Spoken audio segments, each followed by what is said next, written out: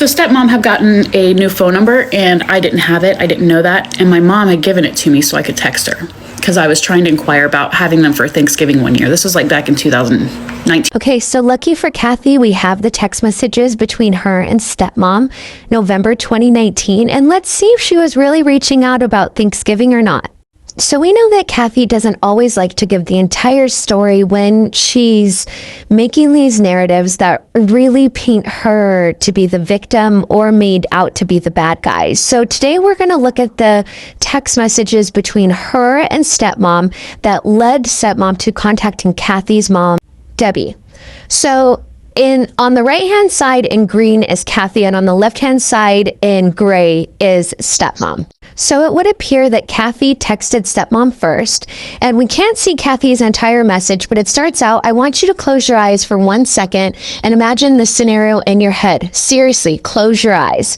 And then she talks about stepmom's kids are at their dad's house weekend. And during that weekend, you go about your normal routine, sleep in maybe, and from the context of this, I am assuming Kathy is going to draw a picture about her situation with the girls, but applying it to stepmom's children.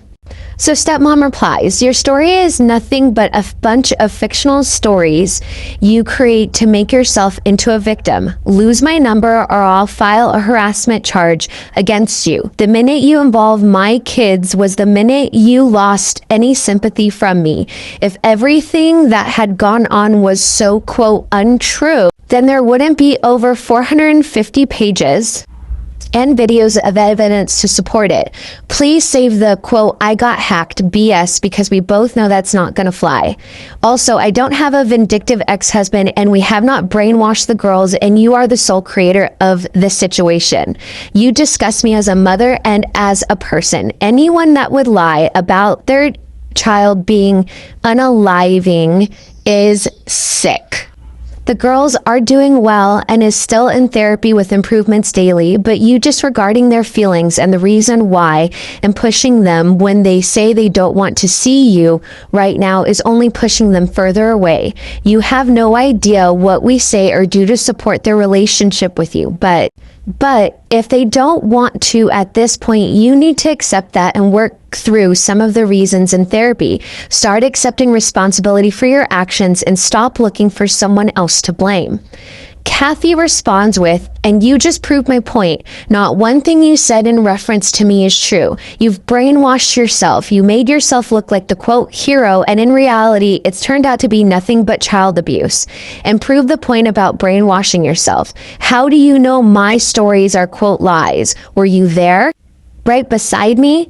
And I discussed you as a mother? What a horrible thing to say to someone's stepmom. That's just absolutely heartbreaking to hear you say those words, but goes to prove my point that you have a vendetta against me. So thank you for that. I truly appreciate that. I genuinely do. I think that you just hung yourself with those hateful, nasty words, sweetheart. I cannot allow myself to waste any more energy on this with you. You're the one that has to sleep with that in your heart every night. I know that I'm a wonderful mommy. Your words can't hurt me. And until you realize that you're only hurting those girls by having those thoughts of me that you do, then my girls are absolutely in an abusive situation that I will fight to get them out of. I never knew that you were so disgusted by me. It kind of hurts my feelings because I thought you were actually a pretty cool lady, and I have taken responsibility more than you'll ever know because this type of relationship you want for us. I'm going to add you to my prayers. I really mean that. I feel like when people say that, that's a personal jab to them or something, but please know that that's not how I mean it. I really do pray for peace for all of us. And then stepmom says, this is what I got this morning. And Kathy goes on to say, huh? And she continues on by saying, oh, you're forwarding my message to someone? LOL, no biggie. I understand. Let me ask you this, stepmom, and this is just for you, not dad. What would satisfy you that I could do to maybe help you to actually want to encourage my children to speak with me instead of rejecting me due to the situation they deal with right now? Basically, what could I do for all of us to be on one side for the girls? Is there anything I could do to help ease your mind? To our knowledge, stepmom doesn't respond to Kathy after this, but you can see Kathy's responses are defensive and gaslighting. She also does a lot of word salad. The last message is also really interesting because she asks stepmom the same questions that stepmom's already answered in her initial response.